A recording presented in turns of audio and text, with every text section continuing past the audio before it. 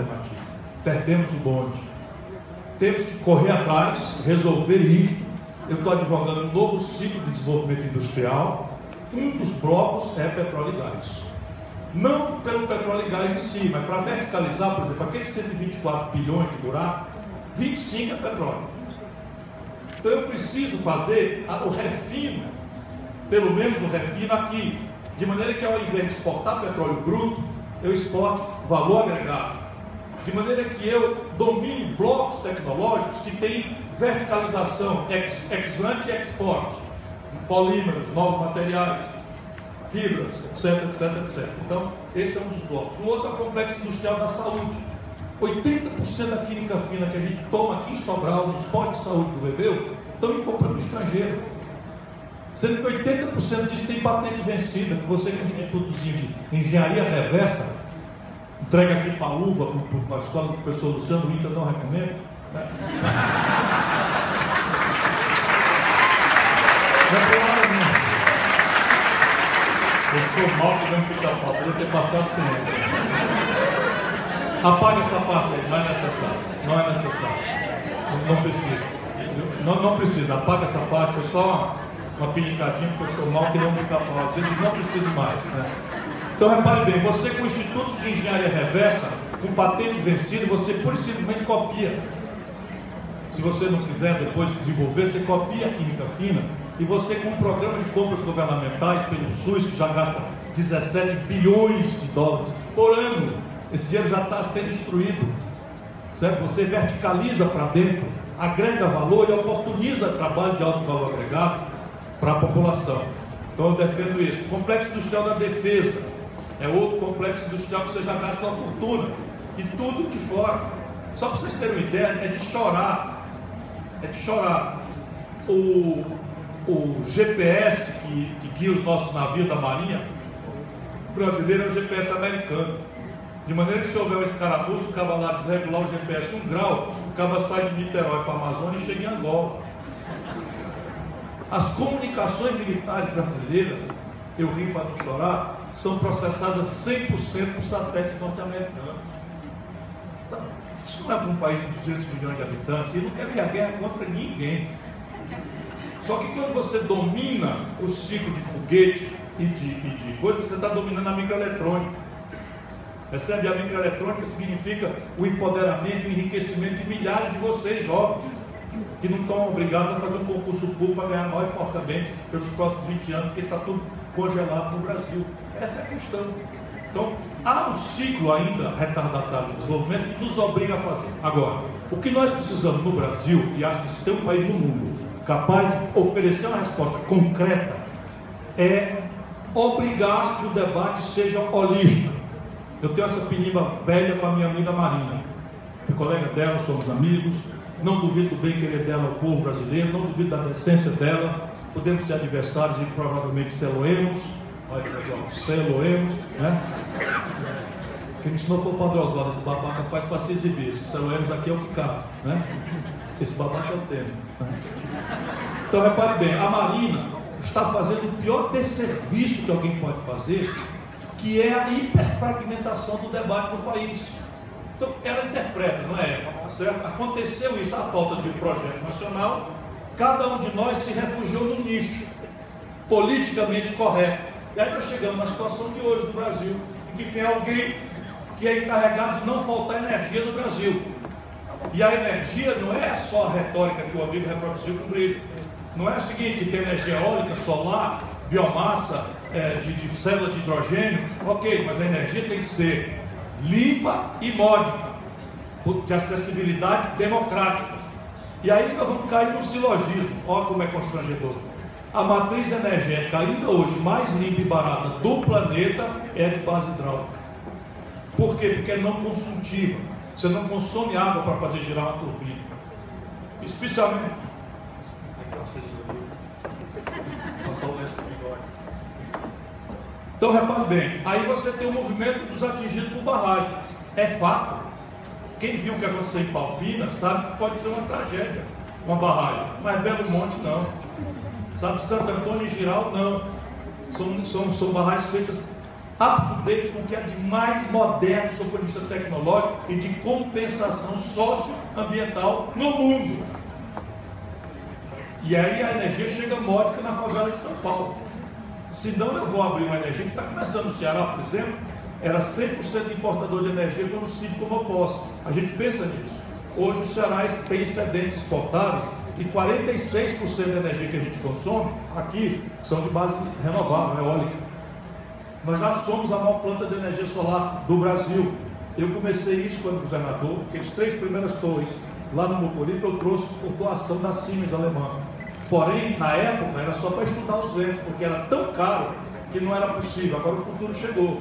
É isso que nós temos que fazer. Ou seja, chamar um debate em que quem é preocupado corretamente com o meio ambiente tem que dizer como virar energia módica e limpa. Quem é ocupado com o meio ambiente tem que dizer qual é a logística de transporte que mitigue os efeitos ambientais, porque o antropismo é deletério ao meio ambiente. Mas eu tenho para mim, e é isso que eu estou ponderando por onde eu ando, que nós temos que agir agora nas crianças que estão na nossa pré-escola. Porque a grande tragédia não são esses elementos de infraestrutura tocados pelos estados nacionais, desde que não seja entregue à iniciativa privada. O Estado Nacional hoje está politicamente controlado para não fazer besteira, para não fazer, sabe, coisas terríveis como foi feito na ditadura paupina lá no Pará. Mas o problema não é esse, a infraestrutura, o problema é o padrão de consumo. Então repare, o símbolo do padrão de consumo hoje, do mundo, é a propriedade individual de um carro individual que consome combustível fóssil. E o modelo é o americano, onde hoje já há 2 carros para cada 3 habitantes. Na América do Norte, com 300 milhões de habitantes, já tem 200 milhões de automóveis individuais circulando. Se a China replicar esse modelo como está avançando o planeta morre. Então nós precisamos fazer um esforço de espiritualização da humanidade, não estou falando de religião, para lecionar o consumidor do futuro que está na pré-escola hoje, que ele não pode mais, na busca da felicidade consumista, que é uma ilusão, fazer só uma pergunta, porque isso não tem futuro para a humanidade. É quanto custa. O quanto custa é o que está matando a humanidade. Tem que fazer 3 perguntas. Quanto custa, para a gente não alimentar ilusões de que a vida jamais será fácil. A quem aproveita o meu ato pessoal de consumo, economicamente, para a gente fazer uma opção de consumo um pouco menos eficiente, de maneira a gerar emprego para o meu semelhante, para o meu vizinho, para o meu comunitário. E terceiro, o meu ato de consumo é amistoso ou hostil na origem do rejeito à questão do ambiente. Se a gente conseguir introduzir isso na pré-escola hoje, a gente muda a humanidade em menos de uma geração. Se não fizer, vamos morrer. Bom, esse é o outra pergunta, a próxima pergunta, por favor. Um abraço e boa noite, chega. Fiel. Boa noite, meu nome é Felipe Dantas, eu sou dentista aqui da rede municipal de Sobral e aluno de mestrado em Ciências da Saúde aqui da UFC. Bom, dada a sua explanação, Ciro, sobre a atual crise, né, e o arroxo que está sendo feito pelo atual governo golpista, que vai cair nas costas do trabalhador, né, a minha pergunta, como leigo que eu sou, é a respeito da dívida pública. Né? Ou seja, eu não sei como essa dívida foi construída, eu não sei o que ela trouxe de melhoria, o que ela representa, quem se beneficia dela, certo? Então eu pergunto o seguinte: a auditoria da dívida pública é alguma coisa que possa ser pautada no debate político, como por exemplo o debate à presidência da República? É possível enfrentar as forças que se opõem a isso? Existe alguma saída? O que espera alguém que fala o que eu falo, que pensa o que eu penso e que estabeleceu os confrontos e conflitos intelectuais e interpessoais que eu estabeleci, a tarefa é inumana praticamente inumana. Eu tive 24 horas de alegria, 24 horas de alegria pelo resultado generoso das eleições do Ceará, de Fortaleza e tal, e vi na Folha de São Paulo uma denúncia envolvendo o meu nome numa tal farra das passagens, quando deputado. Eu fui deputado em 2006, há 10 anos atrás, e um dia eu fui representando a Câmara para a reunião anual da Câmara de Comércio Brasil-Estados Unidos em Nova York, e minha mãe pediu para ir comigo. Eu disse: espera, claro. A senhora paga a sua passagem, nós vamos. Né? A Vera tinha um tostãozinho, né? Comprou a passagem dela e fomos. Quando eu voltei, teve um escândalo, e eu que nunca usei nenhuma passagem sequer para nenhuma coisa que não seja estritamente o trabalho, fui envolvido no escândalo. O que tinha acontecido? Como eu viajei com ela juntos, no mesmo voo, no mesmo dia, a TAM em Fortaleza pegou o dinheiro da Câmara, pagou a dela, pegou o dinheiro dela e pagou a minha. E explicou, mandou uma nota, explicando, pedindo desculpas, que foi o escritório dela que fez. Em 2009. E já estava lá. Não, 2009 foi esta viagem. 2006 foi quando eu fui eleito deputado. Então, é a vida. Eles estão atrás. E é sempre no plano moral. Eles não vão pegar. Então, eles vão fazer temperamento. Eu fiz uma piada de mau gosto em 2002. Vou pagar por ela até o fim da última vida. Né? E assim, só tem isso. Agora, vamos lá por quê? Porque eu estou contando nos auditórios do Brasil inteiro isso que eu acabei de contar aqui. Então, a resposta é sim. Eu, por exemplo, tenho compromisso em auditar a dívida pública, porém, sem basófia, sem arrogância, porque vou explicar para vocês, isso não é trivial. A dívida pública, lá do censo, corresponde, na contabilidade global do país, à poupança geral do povo, do conjunto da sociedade. Então é o seguinte, o governo detém, é titular de uma dívida, que corresponde à poupança do conjunto da sociedade. Nessa poupança está a caderneta de poupança das viúvas, o capital de giro da pequena empresa, o capital de giro da universidade e o rentismo. O rentismo é o lado absolutamente picareta do processo, que é o governo dominado, o Banco Central, o Copom, dominado por 10 mil famílias, que obrigam o Banco Central a fazer uma política de juros completamente inexplicável e extraem desta política pública esses excedentes que estão juros sobre juros inflando essa dívida. Só para você ter uma ideia, quando o Fernando Henrique tomou posse, a dívida, depois você pode abater isso com inflação, eu fiz em proporção do PIB, que é 38% do PIB, né? Mas em números, em termos nominais, a dívida brasileira, quando o Fernando Henrique tomou posse, equivale a 260 bilhões de reais. Hoje ela equivale a 3,4 trilhões de reais. E o mais chocante é que o Lula e a Dilma praticamente replicaram a mesma política. Quando o Lula beijou a cruz com aquela carta aos brasileiros, ele fez uma conciliação. Aceitou a essencialidade conservadora e tentou, baseado nesse ciclo de commodities, melhorar a vida do povo, tendo conseguido de forma importante. Mas não mexeu nem remotamente nas estruturas. É possível politicamente? Sim. Porque ciclicamente, isso está se aproximando, o Brasil vive rupturas, como eu tentei demonstrar para você. A ruptura agora, eles estão tentando dizer que é a dívida como proporção do PIB. Ninguém paga dívida com PIB, você paga dívida com o Tesouro Nacional. Mas o indicador internacionalmente aceito é que você tem, hoje no Brasil, a dívida está em 70% do PIB, e era 58% quando a Dilma tomou posse. Então tomou um galope muito acelerado, porque eles insistem em manter a taxa de juros lá em cima, apesar de estar na maior estagnação econômica da história moderna do país. Então, ela vai para 90% do PIB, não tem o que esse temerário faça. Tá certo? E aí vem uma ruptura. Vamos ver se a gente está preparado para assumir essa ruptura dentro do ambiente democrático. Mas eu sei o que me espera. Sei bastante bem. Ok, a próxima pergunta. Qualquer coisa eu vou para cá.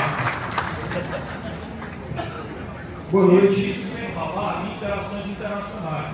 Eu assisti o debate, o penúltimo debate da Hillary Clinton com o Trump, e eu arranho um pouquinho em inglês aqui, de Sobral, né? Arranho em inglês. Eu assisti em inglês, sem tradução. E a Hillary Clinton fala clara e despudoradamente, sem qualquer tipo de atenuante, que é política dela, provavelmente vai ganhar a eleição, é política dela independentizar a América de importação de petróleo do Oriente. Leia-se, eles querem petróleo brasileiro e da Venezuela. Então, derrubaram o governo brasileiro e vão derrubar o Maduro. Boa noite. Meu nome é Léo, eu sou professor do curso de Direito, mas eu estou aqui fazendo essa pergunta como aluno. Estou vivendo aqui como ativista político, como acadêmico. Tá? Como a sua palestra é sempre muito provocativa, eu fiz algumas perguntas, mas queria escolher uma delas só. Assim, Em 2012, saiu uma matéria no Jornal Povo a respeito do Beto Stundat, lá em Fortaleza. Ele estava financiando a campanha dos 4 principais prefeitáveis lá de Fortaleza. Né? Isso já demonstra uma certa fragilidade da democracia representativa. Né? E eu lembro que quando o Lula assumiu, ele colocou no Ministério da Fazenda o Gerdau. Né? Que era... Não foi no Ministério da Fazenda? Não. Foi em quê? Não, o Palocci foi ministro da Fazenda. O Gerdau não foi ministro, não. Ele era do Conselhão. Enfim, mas a questão é que, assim, na perspectiva que eu estou pensando, é uma pergunta, assim, que não é retórica, eu estou tentando montar um quebra-cabeça. Assim. Na minha percepção, o golpe, ele meio que coroa a crise do modelo de democracia representativa que a gente vive. Né? E eu penso que o PT ele foi tão longe quanto poderia ir um partido de esquerda dentro desse modelo. Né? É lógico que num país de dimensões continentais como o Brasil, uma democracia direta seria algo impensável. Né? Mas se a gente somar isso à questão da retomada da República do Café com Leite, que a gente vem assistindo agora, não seria o caso de a gente começar a pensar em movimentos de independência dos estados, de separatistas, alguma coisa nesse sentido? Em absoluto não, de trás para diante, com todo carinho, respeito e compreendendo com o meu coração a sua perplexidade, que é a minha, só que atenuada pela minha idade, né? E por uma certa vivência internacional.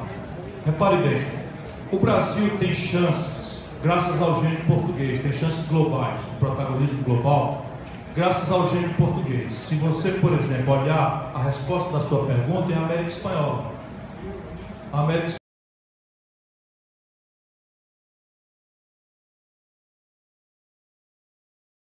globalmente. O México se deixou anexar pela América e é um ex-país, com todo respeito. Né? O Chile tem uma certa qualidade de viver, mas abriu mão de qualquer veleidade autônoma.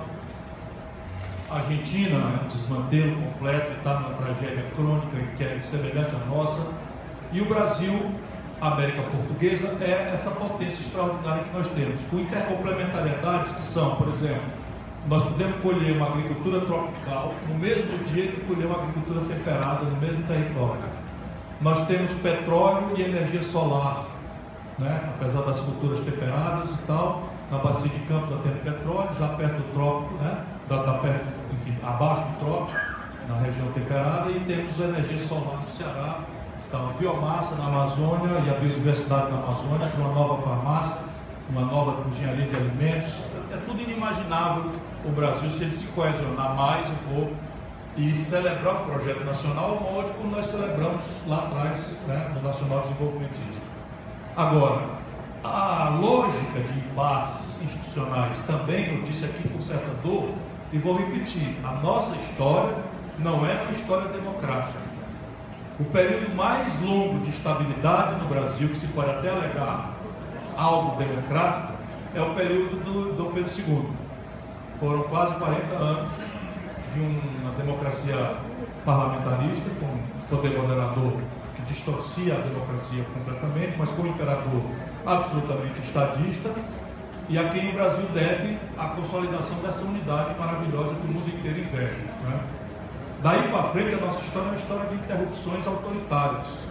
O mais longo período de vivência democrática do Brasil acabou de ser encerrado agora com o golpe Temer-Cunha. Foram 27 anos. Nós nunca tivemos 27 anos contínuos de democracia eleitoral. E evidentemente que um cara que está como eu estudando isso, eu tenho que ter uma proposta para confrontar essa lógica, porque eu sou orgânica e assim, não consigo viver se não for pela democracia. Então a ideia está na sua pergunta. Não é razoável imaginar que do tamanho que nós somos a gente não deva evoluir para a democracia direta. Claro que sim, não a ágora dos gregos, tá certo? Mas plebiscitos e referendos. Não há nenhuma razão para a gente deixar os grandes conflitos, né, do redesenho do nosso modelo de desenvolvimento. Basicamente, eu proponho a celebração de um novo consenso que reúna quem produz com quem trabalha. Portanto, o Brasil, que eu vejo no futuro próximo, não cabe na esquerda. Eu tenho tido grandes discussões com o Lula, com a Frente Brasil Popular, porque eles querem me arrastar com a ideia de ser o líder de uma frente esquerda, e eu não vou.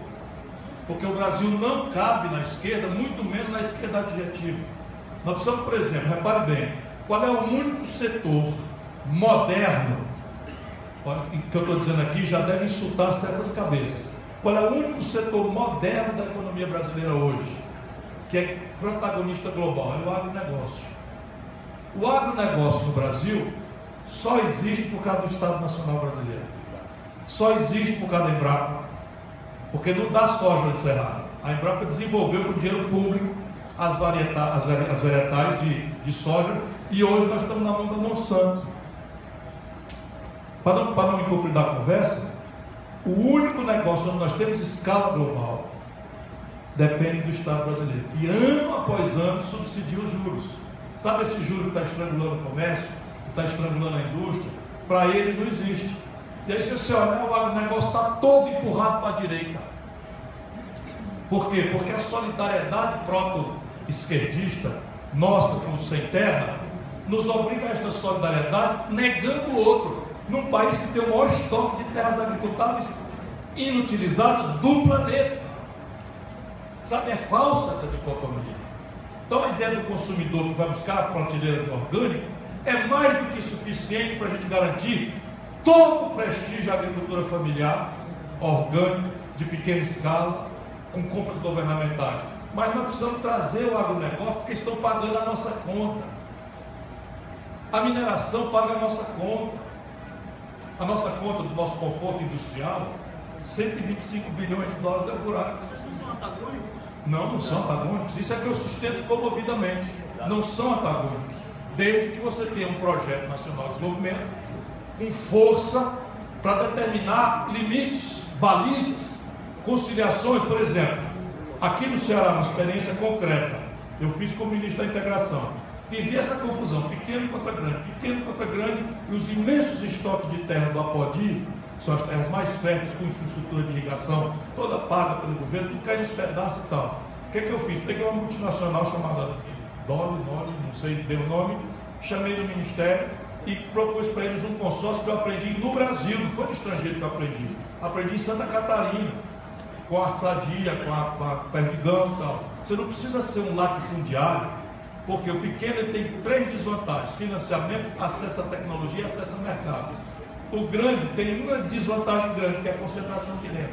Então por que eu não pego um grande e trago dele a tecnologia, o acesso ao mercado, que ele tem as cadeias globais, e a pré-compra feita para uma rede de pequenos mediados pelo Estado? Em 2 anos o Ceará virou do nada a principal produtor de abacaxi do Brasil.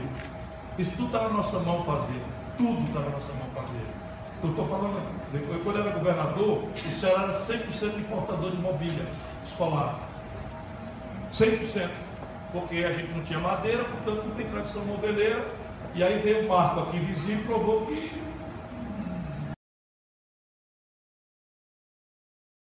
com treinamento, capacitação, modos novos de organizar a produção, sabe? Arranjo produtivo local que a negação de cluster. Né? Saiu, case estudado no MIT. Então isso tudo está à nossa disposição. Percebe? Porque senão não governa. Não governa. Nem muda. Nem muda. Nem muda nada. Nem muda nada. Próxima pergunta. Boa noite, doutor Gomes. Meu nome é Guilherme Arco, sou Agora, plebiscitos e referendos é uma forma moderna de democracia direta, só terminando o raciocínio. E a minha ideia é que você faça 2 grandes reformas, ao redor das quais o presidente da República se reserva à autoridade de chefe de Estado. E abre a discussão, marca o prazo, faz as mediações, informa, não ama nem esta, nem aquela outra ideia, e mobiliza bem informada a população para ela própria decidir. A reforma fiscal, lato sensu, né, que tem a ver com o sistema tributário, que o meu advogado é um sistema progressivo. Nós não vamos sair dessa crise fiscal e patrimonial sem aumentar imposto, embora seja possível reduzir tributação sobre produção e sobre renda menor, e aumentar a tributação de forma progressiva sobre lucros, dividendos, heranças e doações. Evidentemente que isso não passa num congresso como esse, por isso precisamos de plebiscitos e referendos para discutir, né? Porque não tem almoço de graça. Desculpa. É que a minha pergunta se relaciona principalmente seu assunto de hoje, que é sobre a taxa de juros, que, na minha opinião, acho que você até concorda comigo, é o nosso câncer do nosso início do século XXI. E é importante esse assunto, de certa forma, porque eu queria até lhe perguntar em particular, porque você está lidando com isso, no seu governo, que foi a dívida imobiliária. E você pagou à vista, pagou 100%, acho que foi ali que foi enrolando, né, ali, a peça de 5, até que você Isso acha. é maravilhoso. Como é que sabe disso? É o único caso no Brasil. Eu, governador, só me parece, o governador do Estado, o Ceará tinha uma dívida imobiliária, essa dívida títulos, e o governo juros estratosféricos. E como eu tinha uma certa sobra, o que eu fiz? Sim, e a dívida dos estados estava aumentando. Então no mercado nós estávamos com um deságio de 35%, 40%. O que eu fiz? Eu peguei o BEC, o Banco do Estado do Ceará, que não tinha pena, não tem mais, quebrado, né? E eu peguei o BEC e todo mês, caladinho, eu dava 3% da receita do Estado, a corretora do BEC ia no mercado e comprava a dívida do Ceará para o próprio Estado do Ceará, com 35%, 40% de deságio. Quando acabou o governo, o Ceará não tinha nem centavo de dívida mais. Proteger o Estado dos juros. Né?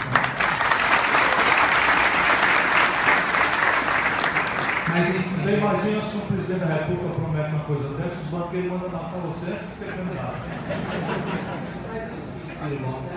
A respeito desse seu plano, né, não seria possível, acho que pagar a dívida pública da União, dos municípios, do Estado, não seria possível pagar a nacional. Mas, parecido com isso, não seria até uma melhor opção do que essa técnica? Repare, o Brasil está completamente solvente. Não tem nenhum risco de liquidez no país. Nada justifica a não ser canalice pura e simples, que as pessoas acham que eu exagero, mas eu sou de dentro, eu sei o que eu estou dizendo. Nada justifica o juro. Se alguém duvidar, acompanhe o meu argumento. Quando a Dilma colocou essa taxa de juros em 14,25% ao ano, lembrando que nesse momento o mundo inteiro está com taxa de juros negativa. O mundo inteiro, taxa de juros menor do que a inflação. A Dilma botou em 14,25% a taxa de juros, porque o mercado, essa entidade fantasmagórica, né, alegava que a inflação futura, dos próximos 12 meses, seria de 11,25%. Portanto, a taxa de juros tinha que ser 14,25% para prevenir, esconjurar, debelar uma inflação de 11,25%. 3% de juro real já era 3 vezes mais o juro internacional. Pois bem, hoje, a taxa de inflação projetada para os próximos 12 meses é de 5,5%. O que a taxa de juros está fazendo em 14%? Ou seja, em plena depressão, a taxa de juros desses canalhas liderados pelo professor Michel Temer está crescendo em termos de reais. Isso é simplesmente espoliação do salário dos pais de vocês, sabe, da mensalidade escolar que vocês estão se sacrificando para pagar, de tudo que falta no posto de saúde, de tudo que falta na infraestrutura do país. E é concretamente isso que eu estou dizendo, porque o governo não produz dinheiro, o governo arrecada dinheiro de quem trabalha, produz e distribui. No caso nós estamos botando 45,71% nessa porcaria, nessa imundície, sem explicação nenhuma que justifique. Portanto, entrando no governo, você pode reduzir essa taxa de juros 4 pontos rapidamente. E aí você reverte aquela coisa que eu falei, qual seja, expectativa. Como é que eu vou fazer um investimento se eu hoje a capacidade instalada está 34%, 35% ociosa, porque não tem quem compre? Porque o salário, a renda real está em queda por causa do desemprego e dos salários reais, e porque o crédito está inviável.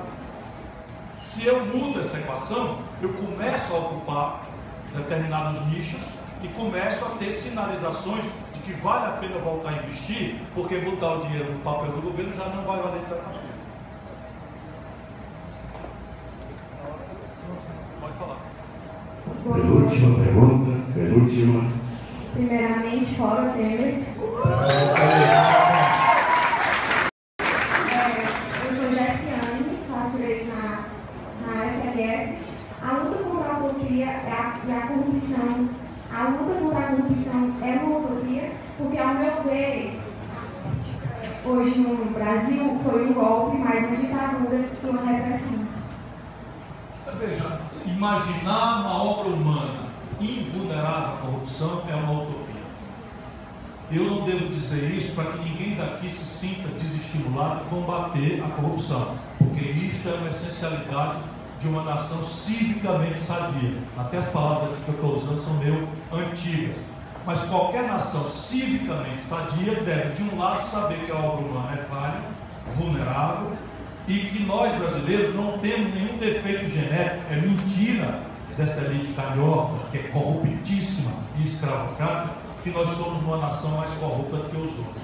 Existem rankings internacionais, o Brasil está muito longe, está no 74º lugar em matéria de transparência. Não é um lugar honroso, mas o mundo tem 130 países, então nós temos 90 países pior que nós nesse ranking.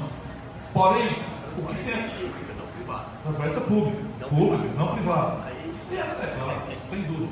E aí o seguinte, por exemplo, talvez o maior alemão do pós-guerra, um estadista chamado Helmut Kohl, ele, contra todos os aconselhamentos, ele unificou a Alemanha, que hoje praticamente carrega a Europa nas costas, com essa confusão da Grã-Bretanha e tal, da Inglaterra especialmente, mas Escócia e Irlanda juntos.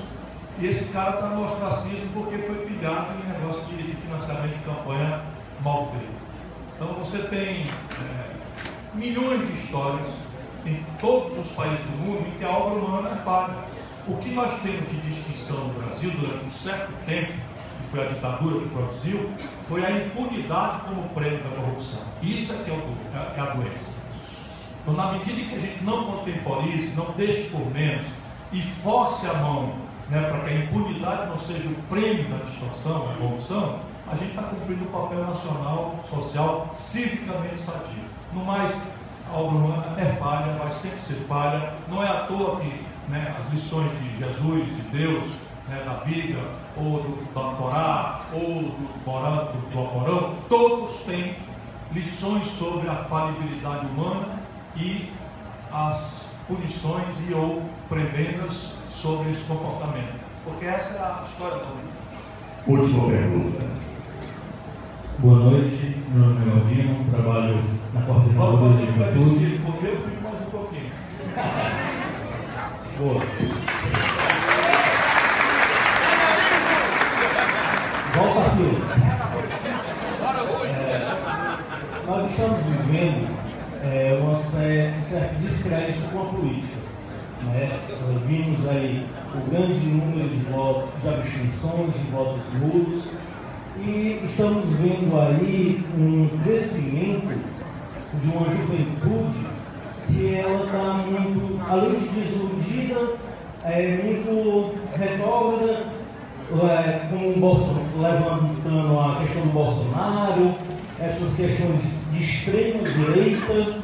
Então, assim, como é que você vê a juventude, que ela para ser o caminho da revolução, muitos estarem voltados com esse rancor da política? Como é que nós poderíamos reaproximar o jovem da política? O seu trabalho de estar viajando o Brasil já aproxima, mas como a gente pode melhorar a visão da política para o jovem? Para o jovem só tem uma coisa que funciona, é exemplo. Conversa, piada, discurso, isso aí, está tudo lixo, exemplo. E eu não estou ainda muito angustiado, não. Você tem no Brasil uma deformação grave, porque a democracia de massas, uma das essencialidades da democracia de massa é a informação. Um dos elementos essenciais da democracia de massas, democracia de massa mesmo, é a informação. Então, se você olhar, por exemplo, o que está acontecendo na América do Norte hoje, uma escolha entre Donald Trump e Hillary Clinton, em todas as circunstâncias e contradições, você se assusta com o sistema democrático global, começa a relativizar o problema do Brasil. Eu sou obrigado também a ver o que está acontecendo na Europa. Você tem, por exemplo, o fenômeno do Black Blocs surge na Europa com a minha absoluta compreensão na data em que surge. Porque, repare, pega o caso da Espanha.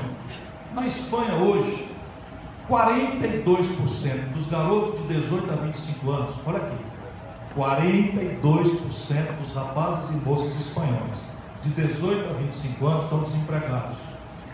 E assistiram praticamente todo o espectro político partidário tradicional ir ao poder, um negando o outro. Direita, esquerda, centro-direita, direita, centro-direita, tudo foi ao poder e as coisas só pioraram para eles. Porque a premissa ninguém arranhou, que é o neoliberalismo, a perversão neoliberal, que é a ideia compreensível para o inglês, a data da Margaret Thatcher, e esse imbecil está ouvindo o galo cantar e não sabe aonde, não está lendo nem sequer os novos artigos do FMI. O que aconteceu na Europa, na Inglaterra, nos anos 80? A China, o Japão, a Coreia do Sul emergem como grandes potências industriais, rivalizando em indústria automobilística, eletroeletrônica, rivalizando com os mercados globais, com regimes autoritários, salvo o Japão, mas o Japão com intransplantáveis hábitos de trabalho, e o europeu, por regra, salvo o alemão, há muito tempo no welfare state abandonou, porque o homem é para o lazer. Só que quando isso acontecia, em terceiros mercados e no mercado europeu, com os rivais norte-americanos, acordos comerciais, ou os custos de transferência, ou a própria decisão norte-americana por deter o dólar como termo de troca e reserva de valor, de transferir indústrias do seu território para outros territórios, não havia problema. A Inglaterra começou a apanhar contra os seus produtos industriais no território europeu e no terceiro mercado apanhando feio. Aí vem a resposta. Vem uma resposta, que é o thatcherismo, que a ideia é o seguinte: a nossa competitividade sistêmica está em xeque e eu tenho que tirar uma cunha fiscal, contra a qual a sociedade levantou-se mais, e uma cunha do custo do trabalho, especialmente o welfare state. Não foi fácil, mas era inteligível. E se criou o tal consenso de Washington, sistematiza isso, a ideia de compensar a miséria residual, porque eles tinham avançado para superar a miséria de massa, o que nunca foi o caso do terceiro mundo, muito menos no Brasil, com políticas sociais compensatórias. Isso é o resumo do consenso de Washington. Olha, se eu fosse um lord inglês, na data, eu escrevi um livro com uma gabeira contra essa perversão, porque a economia tem 3 fatores: capital, matéria-prima e mão de obra. Ao tempo que se liberalizaram a circulação de mercadorias e dinheiros, restringe-se crescentemente a circulação de pessoas. Portanto, já é inconsistente, teoricamente, a ideia liberal, a ideia do laissez-faire, a ideia da liberdade econômica. Porque se houvesse uma liberdade de imigração, eu tenho certeza de que a periferia destruiria o centro dinâmico e não o centro dinâmico compensaria as assimetrias competitivas da periferia. Hoje isso é flagrante, está todo mundo vendo, etc. Só esses imbecis de Brasília e de São Paulo que não veio. A plutocracia rentista do Brasil estão matando a galinha dos ovos de ouro. Agora, isto posto, nesse momento, há 3 assimetrias globais que caracterizam a competição do nosso padrão de consumo. A gente aqui está inadvertidamente buscando ser feliz, inconscientemente, em acessar um certo padrão de consumo. Nós temos a única coisa cuja informação está globalizada. A única coisa que está globalizada é a informação, mais nada, o resto é tudo mentira. Então, um garoto africano, brasileiro, mexicano, todos sabemos em tempo real qual é o último lançamento da Apple. E somos induzidos a referir a esse acesso, a este ícone do consumo, a nossa felicidade. É trágico isso, é símbolo da aceitação do jovem pelo grupo, sabe? É símbolo do êxito social. Por que uma senhora, com todo respeito a eventualmente aqui algum presente, dá 30 mil reais numa bolsa Louis Vuitton? Ela está pagando um elemento inconsciente de distinção social. O que ela quer na prática? Dizer, olha, imundícia, eu posso e você não pode. Eu sou distinto da massa por conta disso. Isso na cabeça dos jovens esmaga. Ele precisa ter o tênis, a camiseta, os óculos escuros, né, simbólicos, a Tommy Hilfiger desse êxito social. Olha os óculos. Isso é da Tiribins, provavelmente. Isso tudo está pasteurizado. Só que este elemento iconográfico do êxito, do consumo, ele não é produzido globalmente. Ele é produzido com 3 características básicas que são intransplantáveis para um país como o nosso. Primeiro, se financia de forma dramaticamente barata. Hoje o cara está produzindo na China com juro negativo. Aqui é juro de 50%, 70%, 80%, 90% ao ano. Segundo, ele produz com sofisticação tecnológica de ponta, e o domínio tecnológico não é global, é uma variável do nível de educação, de ciência, tecnologia, inovação e engenharia que você dá ao seu povo. O Brasil tem um extenso retardo tecnológico. E terceira escala, a China produz uma calça jeans, 1 bilhão delas por semana numa fábrica. Então, para ela, o custo de produzir é lá embaixo, basta ela ganhar 1/10 de centavo numa calça, que ela vai ganhar bilhões pela quantidade. De maneira que uma calça feita desse volume chega mais barato na Sulâmbia de Caruaru do que custa produzir a mesma coisa lá. E esse é o desafio produtivo brasileiro hoje. Nós estamos destruindo a nossa indústria, nossa poupança está se esvaindo toda para o estrangeiro e nós precisamos fazer aqueles 2 esforços: reespiritualizar, para a gente voltar a fazer não uma pergunta só, que é quanto custa, mas 3 perguntas, como eu já falei, e enquanto isso a gente construir mediações para essas assimetrias, essas desigualdades competitivas, de maneira a gente poder ter emprego e ter salário para poder pagar o consumo que a gente quer. Essa é a essência do projeto que nós estamos discutindo no Brasil.